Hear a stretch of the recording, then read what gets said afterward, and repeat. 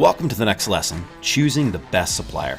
And here's what we're going to cover in this lesson: where we are at in the entire process, how to choose the best supplier, supplier negotiation tactics, and our two-step negotiation process. By now, you should have evaluated your product samples and determined which one was the best. You also should have some initial pricing and MOQ levels from your suppliers, but don't worry, we'll try and improve those shortly.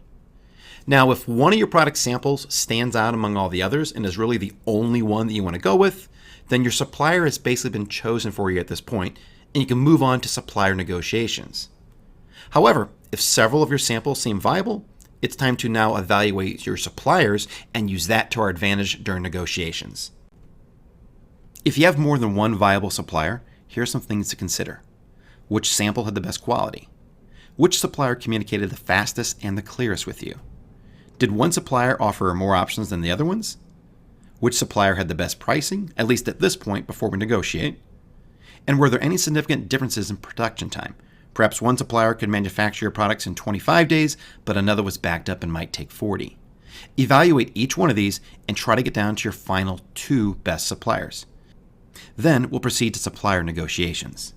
Even though we'll be sharing with you our simple two-step negotiation strategy, chances are that you'll be talking back and forth with your suppliers before then, and topics such as price and quantity may come up. And if you do get involved in those conversations, here are some things to keep in mind. Remember your budget. Review the amount that you were willing to invest back in the welcome module, and always keep that in mind, and that'll help guide your decisions. Always be authentic.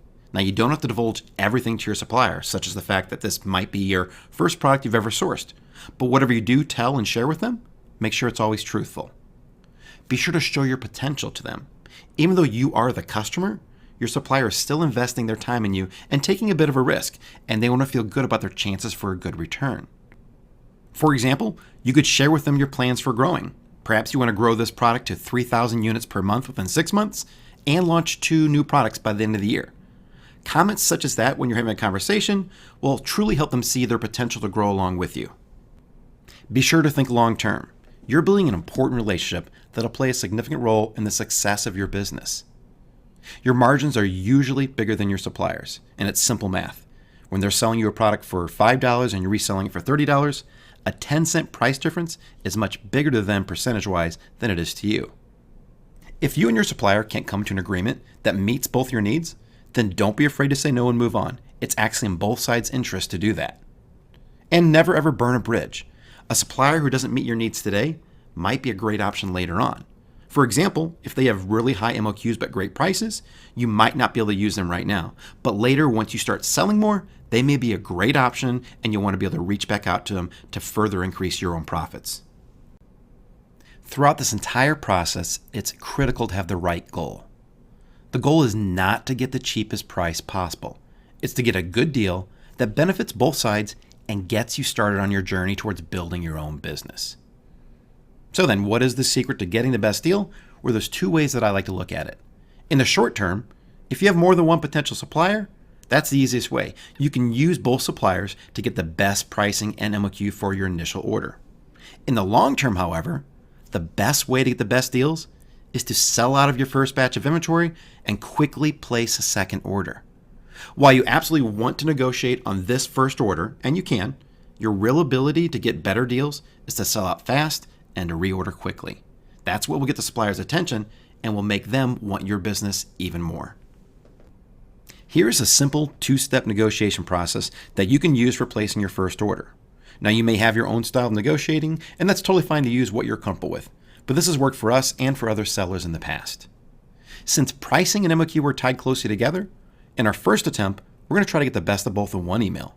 Then, in a follow-up email, we'll try to lower one or the other. So step 1, using the price negotiation message template, try and get the best price and MOQ from your 2 final suppliers. Feel free to tweak the message and put it in your own wording. It's just a template and a guide. You don't have to cut and paste it exactly. Now, once they've both replied, you'll want to follow up with both of them again using the quotes from the other to get either a lower MOQ or a lower price. And chances are you probably want a lower MOQ because that's really what's going to bring your costs down on your initial inventory investment.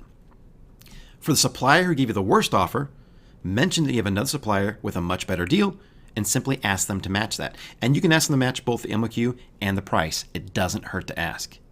And for the supplier with the best offer, you still want to follow back up and see if they'll lower the MOQ for you in order to give you a much lower initial investment. Once they reply back, you're ready to pick your final supplier. And keep in mind that if none of the responses work out for you, simply move on to the next set of suppliers. Now it's time to take action. I want you to evaluate your suppliers and choose the best two. Then email them to get their best pricing and MOQ. Then once they've responded, follow up with them to try and get a lower price or a lower MOQ. And once you've made your final decision and reached a deal, go get your Found Supplier badge.